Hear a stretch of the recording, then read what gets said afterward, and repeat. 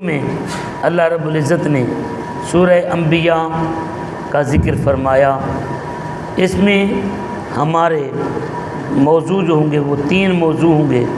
سب سے پہلے غفلت انسانی کا ذکر کیا جائے گا، پھر اس کے بعد اللہ تبارک و تعالیٰ کی توحید ربانی، پھر اس کے بعد رسالت خداوندی کہ اللہ پاک نے اپنے رسول انسان کی ہدایت کے لیے بھیجے، مگر افسوس کہ انسان غفلت میں رہا۔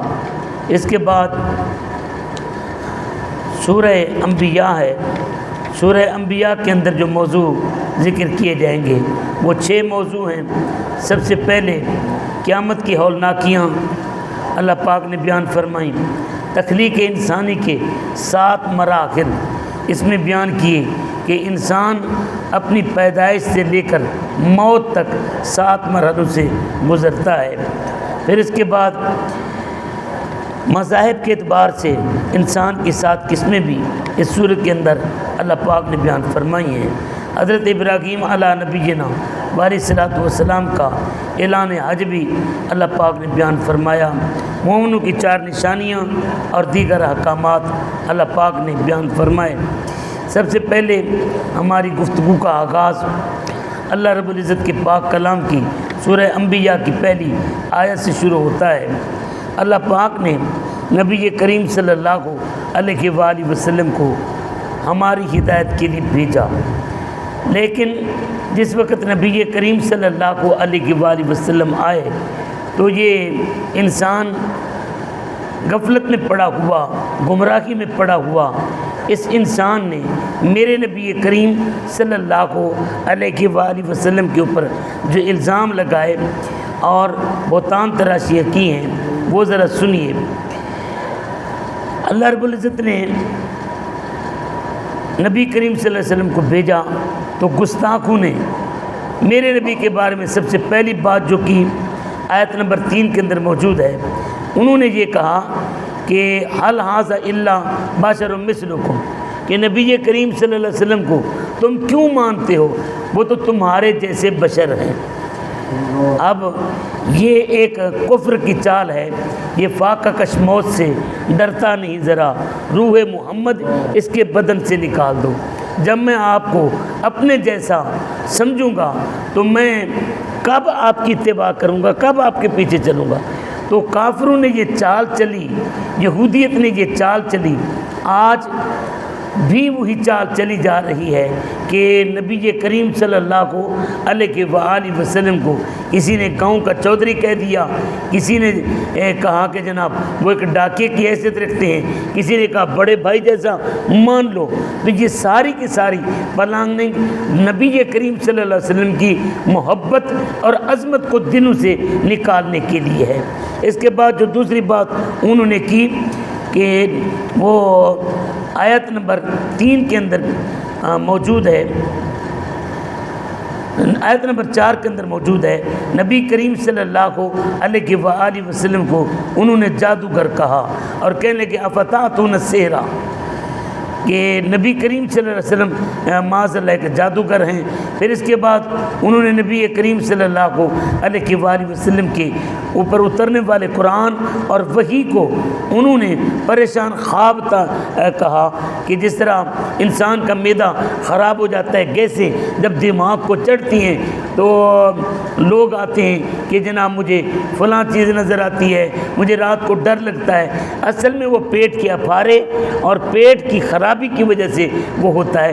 تو ان ظالموں نے نبی کریم صلی اللہ علیہ وسلم کے اوپر اترنے والی وحی کو بھی ادغاث و احلام، وہی بھی یہ پریشان خواب اور معدے کی خرابی کی وجہ میں کہنا شروع کر دیا۔ اس کے بعد انہوں نے یہ کہا کہ یہ من گھڑت کہانیاں ہیں، افترا ہو، یہ نبی کریم صلی اللہ علیہ وسلم اپنی طرف سے گھڑ گھڑ کر لاتے ہیں۔ پھر اس کے بعد انہوں نے کہا کہ بل ہوا شاعر، نبی کریم صلی اللہ علیہ وسلم کے اوپر قرآن جو اترا انہوں نے اس قرآن کو اپنا یہ کہہ دیا کہ یہ نبی کریم صلی اللہ علیہ وسلم شاعر ہیں۔ اب یہاں پر انہوں نے الزام لگائے نبی کریم صلی اللہ علیہ وسلم کے اوپر۔ آج بھی اس قرآن کا مقابلہ کرنے کے لیے مرزائیوں نے اپنا قرآن لکھا، یہودیوں نے اپنے قرآن کے لانے کی کوشش کی، لیکن یاد رکھیں میرے نبی کریم صلی اللہ علیہ وسلم کی یہ شاید اس بے ادبی کی سزا ہے کہ آج امت کے اوپر وہ حکمران مسلط ہیں کہ جو ہماری سزاؤں کا صلہ ہیں۔ آپ ذرا دیکھیں یمن کے اندر ایک قوم تھی جنہوں نے بنی اسرائیل کی ایک قوم تھی، انہوں نے اللہ کی کتابوں کی تکذیب کی، انبیاء کو شہید کیا۔ جس وقت انہوں نے وقت کے نبی کو شہید کیا تو اللہ رب العزت کی طرف سے ان کے اوپر بخت نصر ایک بادشاہ ظالم ان کے اوپر مسلط ہوا اور اس نے وہاں پر قتل عام کیا۔ جب اس نے قتل عام کیا تو یمن سے وہ بھاگے۔ اب اللہ پاک نے فرمایا، فرشتے جب وہ بھاگ رہے تھے نا تو فرشتوں نے انہیں کہا کہ لا ترکضوا ورجعوا الی ما اترفتم، آؤ نا اب پتہ چلے کہ تم کہتے تھے اللہ کے نبی یہ اپنی طرف سے گھڑ گھڑ کر لاتے ہیں، تم نے اللہ کی کتاب کی تکذیب کی، اللہ کے نبی کو تم نے شہید کیا، اب آؤ بھگتو۔ اب میں یہاں پر یہی کہنا چاہوں گا، شاید امت مسلمہ کے اوپر یہ ظالم حکمران، یہ مغرب کے چمچے، یہ شاید اسی لیے مسلط ہیں کہ ہم نے قرآن اور نبی کریم صلی اللہ علیہ وسلم کے فرمان سے منہ موڑا۔ وہ معزز تھے زمانے میں مسلمان ہو کر اور ہم خوار ہوئے تارک قرآن ہو کر۔ اس کے بعد اللہ پاک نے اپنے کلام مجید برہان رشید کے اندر رسالت کا ذکر فرمایا۔ اللہ پاک نے 17 انبیاء کرام کا ذکر کیا۔ حضرت سیدنا نوح علیہ السلام کا ذکر فرمایا، حضرت سیدنا موسیٰ علیہ نبینا علیہ السلام کا آیت نمبر 48 کے اندر ذکر فرمایا، ہارون علیہ السلام کا ذکر فرمایا، ابراہیم علیہ السلام کا آیت نمبر 91 کے اندر ذکر فرمایا کہ حضرت سیدنا ابراہیم علیہ نبینا علیہ السلام جس وقت تشریف لائے اس دنیا کے اندر تو اس وقت ظالم حکمران نمرود مسلط تھا۔ اللہ پاک نے حضرت سیدنا ابراہیم علیہ نبینا علیہ السلام کی حفاظت فرمائی۔ حضرت ابراہیم علیہ نبینا علیہ السلام جب جوان ہوئے، آپ کے چچا آزر وہ بت بنا کر بیچا کرتے تھے، تو چچا آزر نے ابراہیم علیہ السلام کو جناب بت دیے کہ جاؤ بیچ کر آؤ۔ اب انہوں نے اپنے مزاج کے مطابق بت بنائے ہوئے تھے، یہ جناب بارش برسانے والا، یہ بیٹی دینے والا، یہ بیٹا دینے والا، یہ دن لانے والا، یہ رات لانے والا، مختلف قسم کے انہوں نے اپنے خدا بنا رکھے تھے۔ حضرت ابراہیم علیہ نبی علیہ السلام کو جب بت دی، ابراہیم علیہ السلام نے کسی کی ٹانگ میں رسا ڈالا، کسی کے گردن میں رسا ڈالا اور گھسیٹ کر لے جانے لگے۔ اب جو بت خریدنے والے لوگ تھے انہوں نے دیکھا کہ ہمارے تو خداؤں کی توہین ہو رہی ہے، آپ آواز کیا دیتے، لوگوں بارش برسانے والا خدا لے لو، یہ بارش تو نہیں برسا سکتا، البتہ اس کی لعنت اور نحوست کی وجہ سے بارش رک ضرور سکتی ہے۔ کسی کو کہا کہ جناب یہ بیٹا دینے والا خدا لے لو، یہ خود بیٹا تو نہیں دے سکتا، البتہ اس کی نحوست کی وجہ سے تمہاری اولاد کے اوپر بھی وبال آ سکتا ہے۔ اسی طریقے سے ہر بت کے بارے میں آپ نے باتیں کی، لوگ اکٹھے ہو کر آزر کے پاس آئے کہ آپ نے یہ کیا کیا۔ بہرحال قوم بت پرستی کرتی تھی، ابراہیم علیہ نبی علیہ السلام کو بھی انہوں نے بت پرستی کی دعوت دی، ابراہیم علیہ السلام نے انکار کیا۔ وہ میلے پر جاتے تھے، بتوں کے میلے سے واپس آ کر بتوں کے اوپر چڑھاوے چڑھاتے تھے۔ ابراہیم علیہ السلام کو انہوں نے کہا کہ آؤ چلیں، ابراہیم علیہ السلام نے فرمایا انی سقیم، میں نہیں جا سکتا، مجھے مسئلہ ہے۔ اب وہ چلے گئے، ابراہیم علیہ السلام نے کلاڑا اٹھایا، جتنے بھی بت تھے، کسی کا ناک، کسی کا کان، کسی کی ٹانگ، کسی کی گردن کاٹی، تاس ناس کر دیا اور پھر کلاڑا بڑے بت کے کندھے پر رکھ دیا۔ جب وہ واپس آئے تو انہوں نے دیکھا بتوں کا بیڑا گھر ہو چکا ہے، تو وہ باتیں کرنے لگے کہ من فعل بآلہتنا، کہ ہمارے بتوں کے ساتھ یہ کس نے کیا ہے؟ تو ایک کہنے لگا، کچھ لوگوں نے کہا کہ ابراہیم ان کے خلاف باتیں کرتا ہے، اس نے کیا ہوگا۔ ابراہیم علیہ السلام کو بلایا گیا نمرود کے دربار میں۔ ابراہیم علیہ السلام نے کہا کہ مجھ سے پوچھتے ہو، جس کے کندھے پر کلاڑا رکھا ہے اس نے کیا ہوگا، اسی سے پوچھو۔ انہوں نے کہا کہ جناب یہ کب بولتے ہیں؟ حضرت ابراہیم علیہ نبی علیہ السلام نے فرمایا کہ ظالمو افتعبدون من دون اللہ ما لا ینفعکم شیئا ولا یضرکم، اس کی پوجا کرتے ہو جو نہ تمہیں نفع دے سکتے ہیں نہ نقصان دے سکتے ہیں۔ اب ابراہیم علیہ نبی جناب صلاۃ السلام نے جب انہیں ساکت و ثابت دلیلیں دیں تو انہوں نے جناب پروگرام بنایا، کہنے لگے حرکوہ وانصروا آلہتکم، کہ اس کو جلاؤ، اپنے خداؤں کی مدد کرو۔ کیسے وہ خدا ہیں، ان کی مدد کرنے کے لیے یہ انسان بیچارے بھاگے پھر رہے ہیں۔ اب انہوں نے جناب آگ مچائی، آگ مچانے کے بعد حضرت ابراہیم علیہ نبی علیہ السلام کو منجنیق کے اندر بٹھایا۔ ذرا سننے والی بات ہے یہاں پر، منجنیق کے اندر بٹھا کر آگ میں پھینکنا تھا، تو اب منجنیق کھینچتے تھے لیکن منجنیق نہیں کھینچی جاتی تھی۔ شیطان انسانی روپ میں آیا اور کہنے لگا یہ بھی کوئی بات ہے، میں تمہیں کلیہ بتاتا ہوں، میں تمہیں کلیہ بتاتا ہوں، وہ کلیہ تم آزما لو۔ ایسے ابراہیم علیہ السلام آگ میں چلے جائیں گے، بھی وہ کیا کلیہ ہے؟ کہنے لگے کہ اپنے علاقے کی خوبصورت لڑکیاں بنا سنوار کر نیم اریاں انہیں یہاں پر لے آؤ، پھر رسہ کھینچنا منجنیق کا، یہ جناب آرام سے آگ میں چلے جائیں گے۔ جس وقت ان عورتوں کو بنا سنوار کر نیم اریاں لایا گیا، حضرت ابراہیم علیہ السلام کا رسہ کھینچا گیا، تو اس وقت ابراہیم علیہ السلام کی منجنیق جناب آسانی کے ساتھ چل گئی اور ابراہیم علیہ السلام آگ میں چلے گئے۔ اب یہاں پر مفسرین کرام نے جو لکھا ہے وہ ہمارے لیے سبق ہے۔ وہ کیا چیز تھی کہ جب تک ابراہیم علیہ السلام منجنیق میں بیٹھے تھے تو فرشتے حضرت ابراہیم علیہ السلام کی حفاظت کر رہے تھے، اور وہ رسہ کھینچتے تھے تو فرشتے حفاظت کر رہے تھے، لیکن نیم اریاں جب لڑکیاں وہاں پر آئیں تو ان کی نحوست کی وجہ سے فرشتے وہ اللہ کے چلے گئے۔ اب ابراہیم علیہ السلام کی منجنیق کھینچی گئی تو آپ آگ میں چلے گئے۔ ہمارے لیے لمحہ فکریہ ہے کہ ہر گھر کے اندر ایک ٹی وی کی صورت میں یا فلموں کی صورت میں، موبائل کی صورت میں جو ہم نے یہ ماحول بنا رکھا ہے، یا تھیٹروں کی صورت میں، یا ان سینماؤں کی صورت میں جو ہم نے ایک ماحول بنایا ہوتا ہے، یا گھروں کی شادی کے اندر مہندی کی صورت میں رقص و سرود کا جو ہم ماحول بناتے ہیں، یہ اللہ کی رحمت کے فرشتے ناراض ہو کر واپس چلے جاتے ہیں۔ یہی وجہ ہے کہ ہمارے ہاں نحوست ہوتی ہے۔ اگر اللہ کے نبی کے ہوتے ہوئے یہ اریاں اور فحاش ماحول بنایا جائے، فرشتے چلے جاتے ہیں، تو ہم جیسے گناہگار بد کردار اگر یہ ماحول بنائے تو رب کی رحمت تو روٹتی ہے، ساتھ لعنت بھی برستی ہے۔ تو اب ابراہیم علیہ السلام کو اللہ پاک نے جس وقت ابراہیم علیہ السلام جانے لگے آگ کے اندر، اللہ پاک نے اس وقت فرمایا یا نار کونی بردوں و سلام علی ابراہیم، اے آگ میرے ابراہیم کے اوپر ٹھنڈی ہو جا۔ وہ نار جو ہے وہ گلنار بن گئی۔ اللہ پاک نے اس طرح حضرت ابراہیم علیہ السلام کا ذکر فرمایا، پھر اس کے بعد اللہ پاک نے لوط علیہ السلام کا ذکر فرمایا، اللہ پاک نے اسحاق اور یعقوب علیہ السلام کا ذکر فرمایا، اللہ پاک نے حضرت داؤد علیہ السلام کا ذکر فرمایا۔ جناب سیدنا داؤد علیہ نبینا علیہ السلام کو اللہ پاک نے پیاری سونی آواز عطا فرمائی تھی۔ جس وقت آپ زبور کی تلاوت کرتے تھے تو پرندے فضا میں وہیں پر رک جاتے تھے، اور پہاڑ بھی آپ کی اس آواز کے ساتھ خیرہ اور مسکر اور مسحور ہو جاتے تھے۔ اللہ پاک نے حضرت داؤد علیہ السلام کو یہ آواز پیاری عطا فرمائی تھی۔ دوسرا یہ ہے کہ حضرت داؤد علیہ السلام کے ہاتھوں پر اللہ پاک نے لوہے کو نرم کر دیا تھا۔ حضرت داؤد علیہ السلام ہاتھوں سے پکڑ کر لوہے کو موڑ لیتے تھے اور آپ یہ زرہیں بناتے تھے، زرہیں بنا کر آپ بیچتے تھے اور اپنے رزق کے حلال کماتے تھے۔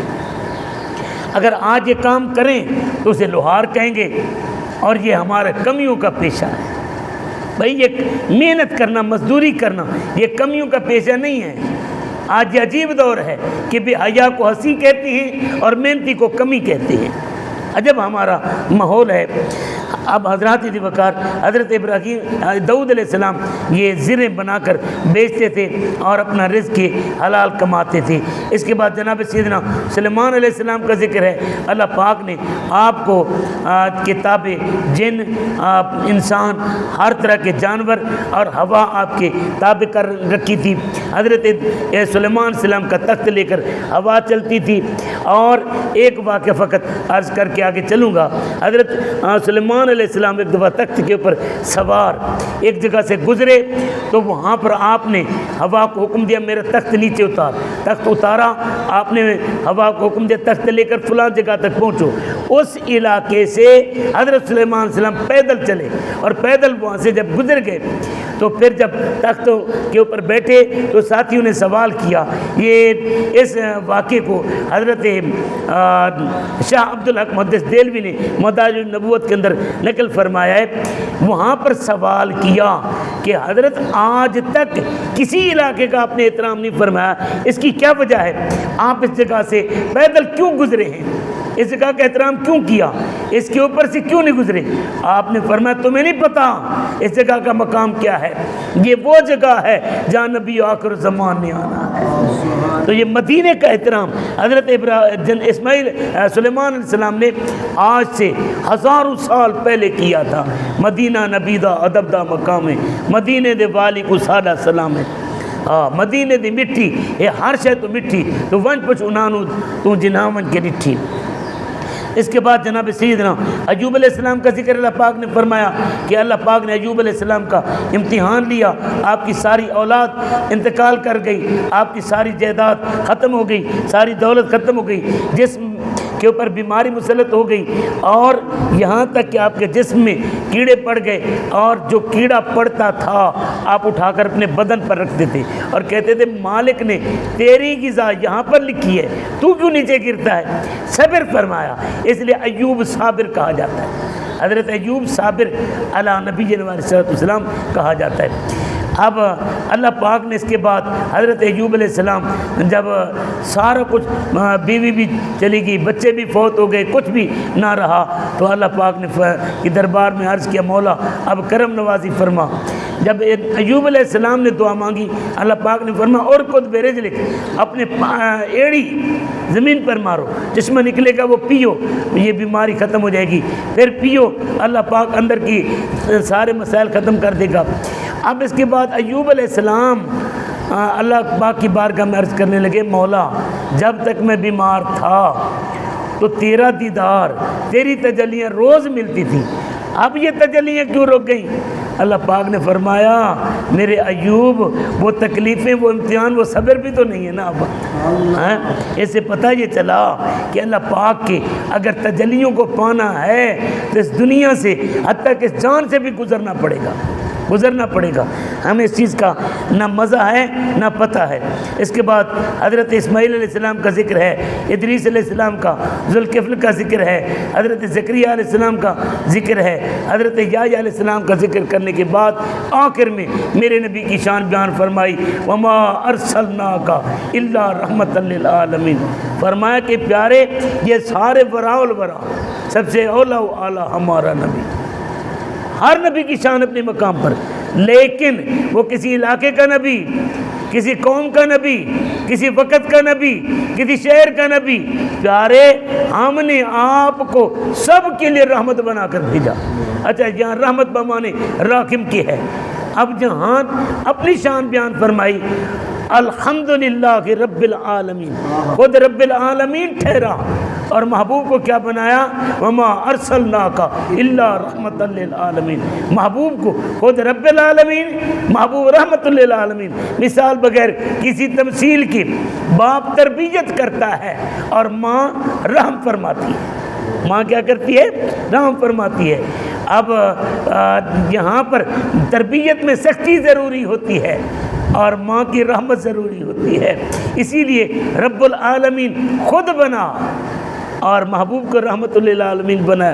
جہاں تک رب کی ربوبیت ہے وہاں تک میرے محبوب کی رحمت ہے، جہاں تک رب کی ربوبیت وہاں تک میرے نبی کی رحمت ہے۔ اگر رب سارے انبیاء کا رب تو میرے نبی سارے نبیوں کے لیے رحمت، اور میرا رب اگر تحت الثری سے عرش اولی تک کا رب تو میرا نبی تحت الثری سے عرش اولی تک رحمت ہے۔ اب یہاں پر ایک بات میں کہنا چاہوں گا، یہ رحمت بمانے رحم کے، رحم کرنے والا، رحم کرنے کے لیے چند چیزوں کی ضرورت ہوتی ہے، زندہ ہونا، دیکھنے والا ہونا اور صاحب قدرت ہونا۔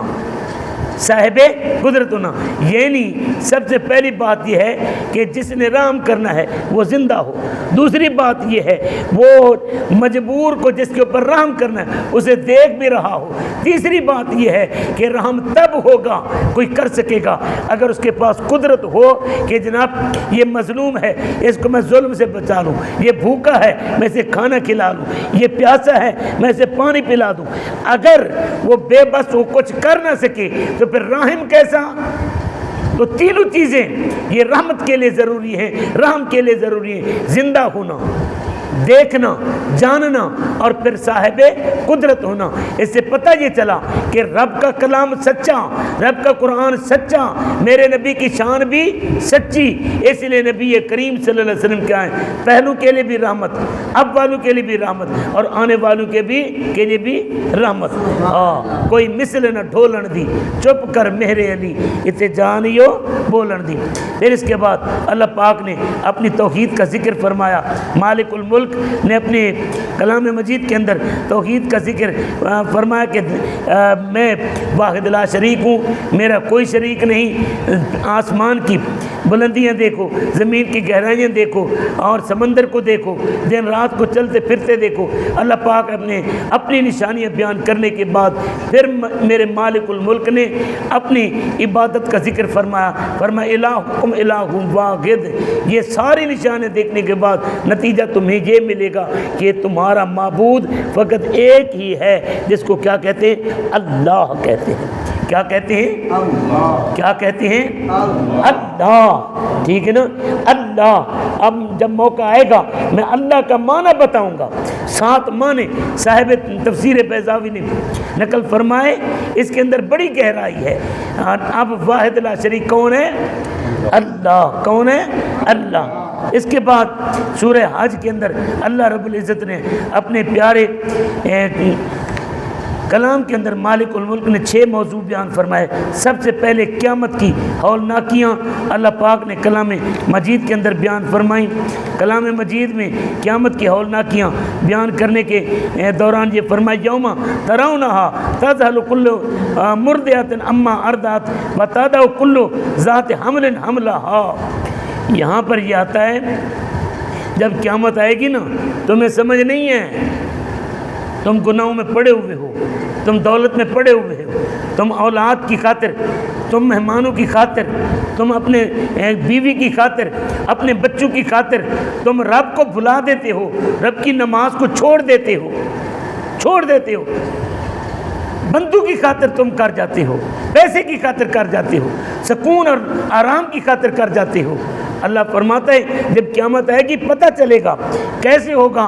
وہ تو ایسا دن ہے کہ ہر دودھ پلانے والی اپنے ماں اپنے بچے کو بھول جائے گی، اور بتادو کلو ذات حمل حملہا، اور حاملہ عورتوں کے حمل بھی گر جائیں گے، اور وترنا سے سکارا وما ہم بسکارا، فرمایا لوگوں کو دیکھو گے وہ ایسے پڑے ہوں گے جس طرح نشائی پڑے ہوتے ہیں، نشے میں مست پڑا ہوتا ہے، حالانکہ ان کو نشہ نہیں ہوگا بلکہ اللہ کے عذاب کو دیکھ کر وہ بے سدھ ہو جائیں گے، بے ہوش ہو جائیں گے، ان کے ہوش اڑ جائیں گے۔ اب قیامت کا ذکر مالک الملک نے فرمایا اور فرمایا وَمِنَ النَّاسِ، اللہ پاک نے اپنے کلام مجید کے اندر ذکر فرمانے کے بعد اس کے بعد انسان کے تخلیق کے 7 مراحل بیان فرمائے۔ کلام مجید کی آیت مقدسہ کے اندر، آیت مقدسہ 5 کے اندر مالک الملک نے اس کا ذکر فرمایا۔ وہ 5 مرحلے کون سے ہیں؟ سب سے پہلے انسان کو مٹی سے بنایا، ذرا سنیے گا، مٹی سے، آدم علیہ السلام کو مٹی سے بنایا۔ اب انسان کی پہلی منزل کیا؟ مٹی ہے۔ مٹی کے بعد پھر پانی جسے ہم منی کہتے ہیں۔ انسان کا دوسرا مرحلہ یہ منی ہے۔ پھر اس کے بعد انسان جب والدہ کے شکم میں آتا ہے تو پہلے خون کا لوتھڑا بنتا ہے، خون کے لوتھڑے کے بعد پھر ایک بوٹی بنتی ہے، پھر اس بوٹی کے اندر مالک الملک ہڈیاں اور اعضاء بناتا ہے، پھر وہ بچہ بن جاتا ہے۔ یہ پانچواں مرحلہ ہے۔ اور پھر اس کے بعد بچہ بننے کے بعد پھر اللہ پاک اسے جوانی عطا فرماتا ہے، اور جوانی کے بعد پھر اللہ پاک اسے بڑھاپا عطا فرماتا ہے۔ یہ اللہ پاک نے اپنے کلام مجید کے اندر اس کا ذکر فرمایا۔ اس کے بعد مالک الملک نے مذاہب کے اعتبار سے بھی 7 قسمیں انسان کی بیان فرمائیں، 7 قسمیں انسان کی بیان فرمائیں۔ سب سے پہلا مسلمان، اسلام سچا مذہب ہے، اسلام سچا مذہب ہے۔ پھر اس کے بعد یہودیت کا ذکر مالک الملک نے فرمایا۔ اس کے بعد صابی یعنی ستارہ پرست، ان کا ذکر فرمایا۔ پھر اس کے بعد عیسائیت کا ذکر فرمایا۔ یہ وہ لوگ ہیں جو حضرت عیسیٰ علیہ السلام کو اللہ کا بیٹا اور خدا مانتے ہیں۔ پھر اس کے بعد مجوسی یعنی سورج، چاند اور آگ کی پجاری، ان کا ذکر فرمایا۔ چھٹے نمبر پر اللہ پاک نے مشرکوں کا ذکر فرمایا، اللہ پاک نے یہ مذاہب بیان فرمائے۔ اس کے بعد اللہ پاک نے حضرت ابراہیم علیہ نبینا علیہ الصلوۃ والسلام کا اعلان حج کا ذکر فرمایا۔ جس وقت ابراہیم علیہ السلام نے خانہ کعبے کی تعمیر کر لی نا، خانہ کعبے کی تعمیر کے بعد مالک الملک سے دعا کی، مولا اس کے آباد کرنے کا سبب بھی فرما دے۔ اللہ پاک نے فرمایا میرے ابراہیم لوگوں کو حج کی دعوت دو۔ یا اللہ میری آواز کہاں تک جائے گی؟ فرمایا بولنا دعوت دینا، آواز دینا تیرا کام ہے، آواز پہنچانا میرا کام ہے۔ اب ابراہیم علیہ السلام نے جبل ابو قبیس کے اوپر کھڑے ہو کر لوگوں کو آواز دی، لوگوں آؤ اس بیت اللہ کا حج کرنے کے لیے آؤ، لوگوں آؤ حج بیت اللہ کرنے کے لیے آؤ۔ اب یہاں پر مفسرین کرام نے لکھا ہے کہ جس نے جتنا جلدی آواز دی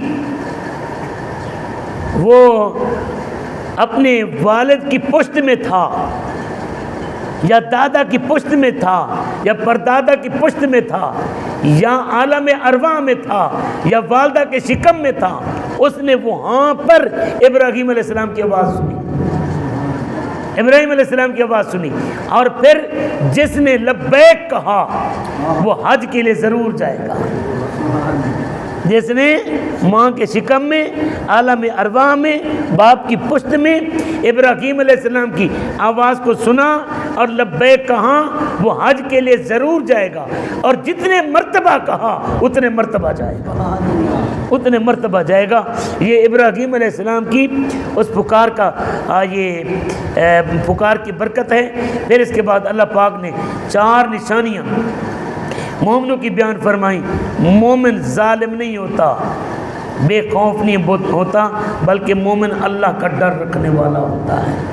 اللہ کا خوف رکھنا یہ مومن کی پہلی نشانی ہے۔ اس لیے اگر کسی غریب مظلوم کے اوپر ظلم کرو تو یہ اللہ کا خوف سامنے رکھنا ایک تم ہو۔ حضرت ابو ذر غفاری نے کے بارے میں آتا ہے کہ آپ اپنے غلام کو مار رہے تھے، میرے نبی کریم صلی اللہ علیہ وسلم آئے، میرے نبی کریم صلی اللہ علیہ وسلم نے فرمایا ابو ذر سن، اگر تجھے اس کے اوپر قدرت حاصل ہے تو ایک ذات ایسی بھی ہے جس کو تیرے اوپر قدرت حاصل ہے، تیرے اوپر قدرت حاصل ہے۔ یہ حضرت ابو ذر غفاری وہیں پر لیٹ گئے اور غلام سے کہا میرے چہرے پر اپنا پاؤں رکھ تاکہ مجھے میرے اس کیے کی سزا ملے۔ یہ وہ عاجزی والے لوگ تھے، سبق سیکھنے والے۔ اس کے بعد مصائب کے اوپر صبر کرنا یہ مومن کی نشانی ہے۔ اللہ کی شکوہ شکایت مومن نہیں کرتا۔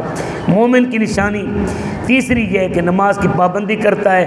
چوتھی نشانی یہ ہے کہ مومن سخی ہوتا ہے، اللہ کی راہ میں خرچ کرتا ہے۔ مومن سخی ہوتا ہے اور اللہ کی راہ میں خرچ کرتا ہے۔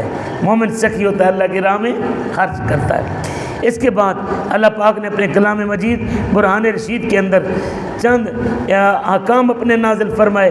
سب سے پہلے اللہ پاک نے اس حج کی सूरत के अंदर सूरह हज के अंदर हज करने का हुक्म फरमाया और मनासिक हज बयान फरमाए। इसके बाद नमाज का हुक्म फरमाया, नमाज कायम करने की तरीका भी बताया। इसके बाद ज़कात देने का हुक्म दिया, कुर्बानी करने का हुक्म दिया और अल्लाह पाक ने जिहाद करने का हुक्म दिया। अल्लाह पाक की बारगाह में दुआ करते हैं, मालिकुल मुल्क हमें हक सच